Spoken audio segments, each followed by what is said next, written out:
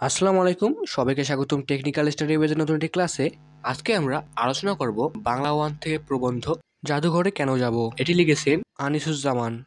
আমরা এই ক্লাসে এই প্রবন্ধের গুরুত্বপূর্ণ অতি সংক্ষিপ্ত, সংক্ষিপ্ত এবং রচনামূলক প্রশ্নগুলো দেখব এবং এই প্রবন্ধের সারসংক্ষেপটা আলোচনা করব। আপনাদের উচিত হবে অবশ্যই প্রবন্ধটিকে ভালোভাবে পড়ে নেওয়া। ক্লাসটি শুরু করার আগে আমাদের চ্যানেলটিকে সাবস্ক্রাইব করে নিন, যাতে করে পরবর্তী ক্লাসগুলো খুব সহজেই পেতে পারেন। এখন আমরা এই টপিকের লেখক পরিচিতি পড়ব। আনিসুজ্জামান বাংলাদেশের বরেণ্য বুদ্ধিজীবী, গবেষক, প্রাবন্ধিক ও মনস্বী অধ্যাপক। তার জন্ম 1937 খ্রিস্টাব্দের 18 ফেব্রুয়ারি কলকাতায়। পিতা ডাক্তার এটিএম মোয়াজ্জম ও মাতা সৈয়দা খাতুন। তিনি 1951 সালে ঢাকার প্রিয়নাথ স্কুল থেকে প্রবেশিকা এবং 1953 সালে জগন্নাথ কলেজ থেকে আইএ পাশ করেন। ঢাকা বিশ্ববিদ্যালয় থেকে তিনি বাংলায় স্নাতক সম্মান, স্নাতকোত্তর ও পিএইচডি ডিগ্রি লাভ করেন। এছাড়াও তিনি উচ্চতর শিক্ষা লাভ করেছেন শিকাগো ও লন্ডন বিশ্ববিদ্যালয় থেকে।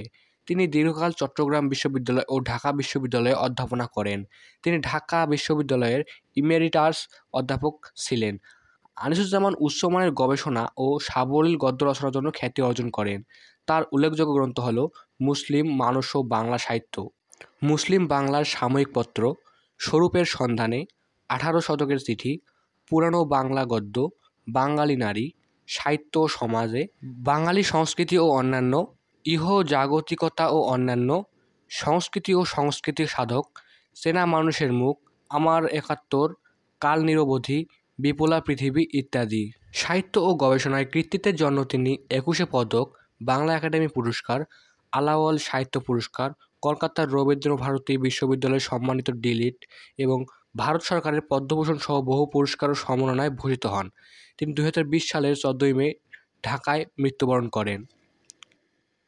এখন আমরা সংক্ষেপে এই প্রবন্ধটির পাঠ পরিচিতি পড়ব। তোমরা অবশ্যই গুরুত্ব সহকারে সম্পূর্ণ প্রবন্ধটি পড়ে নিবে।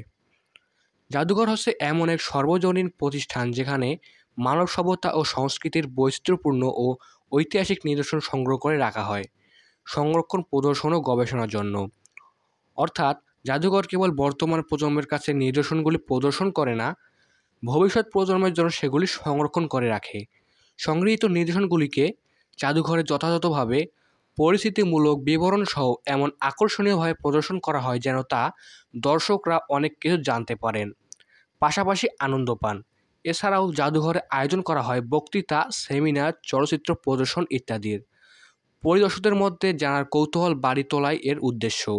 এভাবে জাদুঘর ইতিহাস ও ঐতিহ্য, বিজ্ঞান ও সংস্কৃতি ইত্যাদি সম্পর্কিত জ্ঞান ও তথ্যের সঙ্গে জনগণকে আকৃষ্ট ও সম্পৃক্ত করায় গুরুত্বপূর্ণ ভূমিকা পালন করে। এই গুরুত্বের কথা এবং মানবজাতির আত্মপরিচয় তুলে ধরায় নানা ধরনের জাদুঘরের ভূমিকার কথা বর্ণিত হয়েছে এই প্রবন্ধে। প্রবন্ধটি উপস্থাপন করা হয়েছে আকর্ষণীয় ভাষায়। এখন আমরা এই টপিকের গুরুত্বপূর্ণ অতি সংক্ষিপ্ত, সংক্ষিপ্ত এবং রচনামূলক প্রশ্নগুলো দেখব।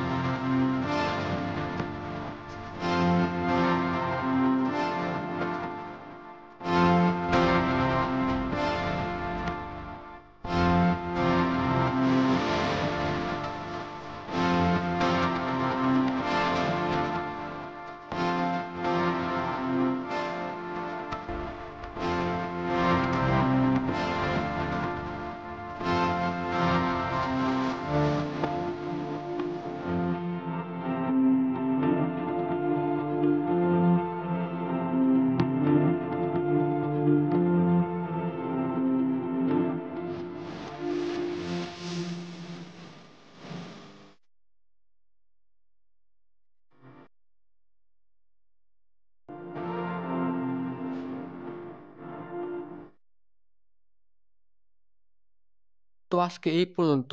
ভালো থাকবেন এবং আপনারা যদি এই প্রশ্নগুলোকে ভালোভাবে আয়ত্ত করতে পারেন তাহলে ইনশাআল্লাহ আপনারা কমন পাবেন এবং এই অধ্যায়ের এই প্রশ্নগুলোই গুরুত্বপূর্ণ প্রশ্ন। তো বি ড্যাম হার্ড ওয়ার্কিং। আল্লাহ হাফেজ।